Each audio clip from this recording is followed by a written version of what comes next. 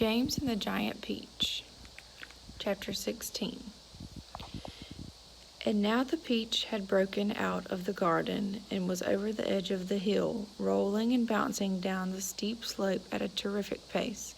Faster and faster and faster it went, and the crowds of people were climbing up the hill suddenly caught sight of this terrible monster plunging down upon them, and they screamed and scattered to right and left as it went hurling by.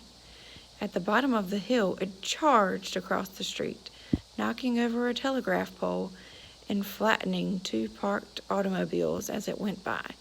Then it rushed madly across about 20 fields, breaking down all the fences and the hedges in its path. It went right through the middle of the herd to find Jersey cows, and then through a flock of sheep, and then through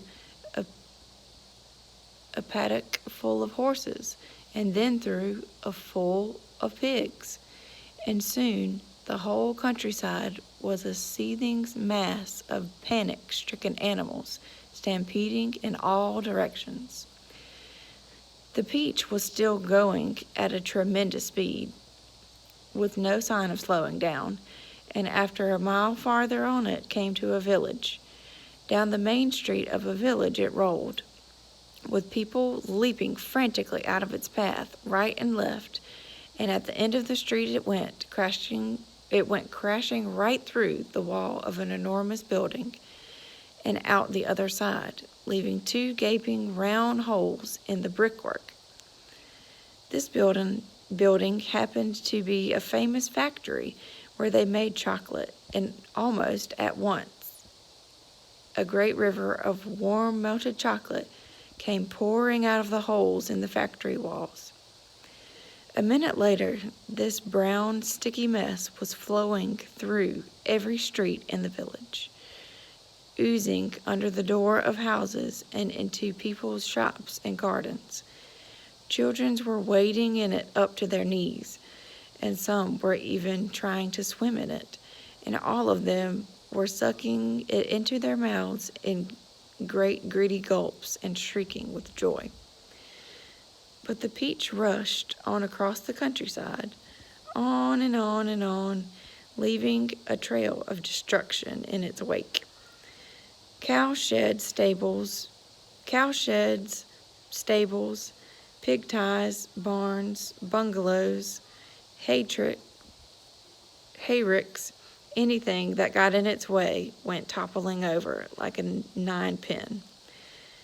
An old man sitting quietly beside a stream had his fishing rod whisking out of his hand, and it went dashing by, and a woman called Daisy Etwistle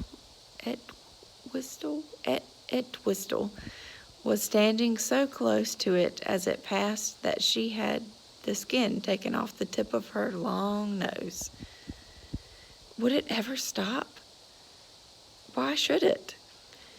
A round object will always keep on rolling as long as it is on a downhill slope. And in this case, the land sloped downhill all the way until it reached the ocean. The same ocean that James had begged his aunts to be allowed to visit the day before. Well, perhaps he was going to visit it now. The peach was rushing closer and closer to it every second, and closer also to the towering white cliffs that came first. These cliffs are the most famous in the whole England, and there are hundreds of feet high. Below them, the sea is deep and cold and hungry. Many ships have been swallowed up and lost forever on this path of the coast, and all the men who were in them as well.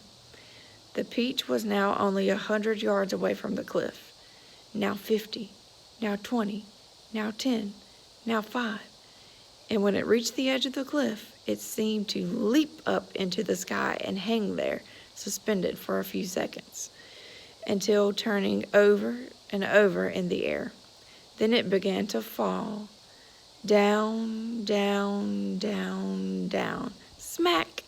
It hit the water with a colossal splash and sank like a stone.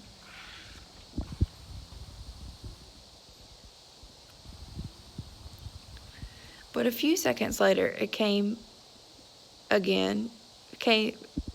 But a few seconds later, up it came again, and this time up it stayed, floating serenely upon the surface of the water.